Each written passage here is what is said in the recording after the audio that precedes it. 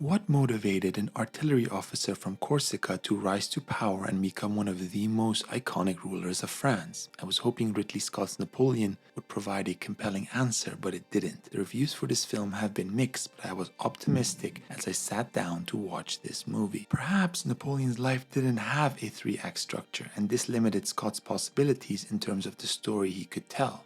I was wrong. Napoleon's life actually did have a three-act structure, but unfortunately Ridley Scott didn't manage to portray it in a compelling way. The choice for Joaquin Phoenix as Napoleon is, in hindsight, another unfortunate creative choice. Phoenix is incredibly good at portraying mentally disturbed characters, as he did beautifully in The Joker and Beau is Afraid. As Napoleon, though, he is very unconvincing. This is due to the fact that the portrayal of the storied French emperor's overall character seems off. Combine that with the lack of a three-act structure, and we are left no wiser on what motivated Napoleon to great heights and what caused his subsequent fall. Now, before I dived into the missed opportunities and what Scott could have done better, let me tell you what I did like and why Napoleon is a mildly entertaining historical epic despite not meeting its full potential. Ridley Scott's Napoleon can best be described as if a documentary maker followed the general around during his life, capturing as much footage as he or she could,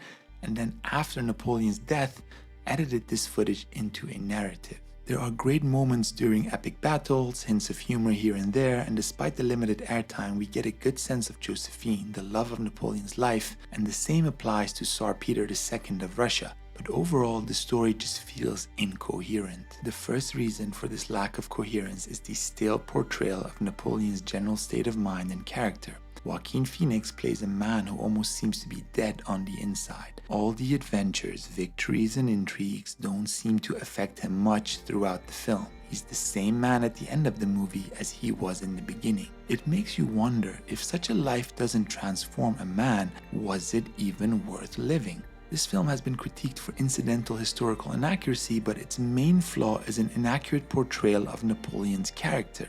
Joaquin's portrayal of Napoleon doesn't rhyme with the type of character one typically needs to rise to such heights, especially in France. The staleness of Napoleon's character is further exacerbated by the lack of a three-act structure in this film, even though Napoleon's life clearly had one. In the first act, an ambitious artillery officer makes his way into the ruling French elite through military prowess. Eventually, he outsmarts France's decadent rulers to crown himself emperor. The movie does a decent job of portraying this first act, with the most entertaining part being the portrayal of France's unruly post-revolution leaders. In the second act, the celebrated general fails to make the transition from a brilliant military strategist to a statesman, not taking the effort to really understand his adversaries in order to tip the rivalry between the great European powers in France's favor. Even though Napoleon is successful militarily, he fails to forge the lasting alliances needed to subdue France's eternal enemy, Great Britain. He is even outsmarted by the Tsar of Russia on multiple occasions, politically as Peter II pulls a bait and switch in a short-lived alliance with France, and militarily as he forces Napoleon to endure the Russian winter, leading to the failure of his invasion of Russia. Why does Napoleon fail to make the transition to a statesman? Is it because of his never-ending thirst for battle? Is it because of his tumultuous relationship with Josephine, or the lack of capable men in his government? Ridley Scott leaves us guessing.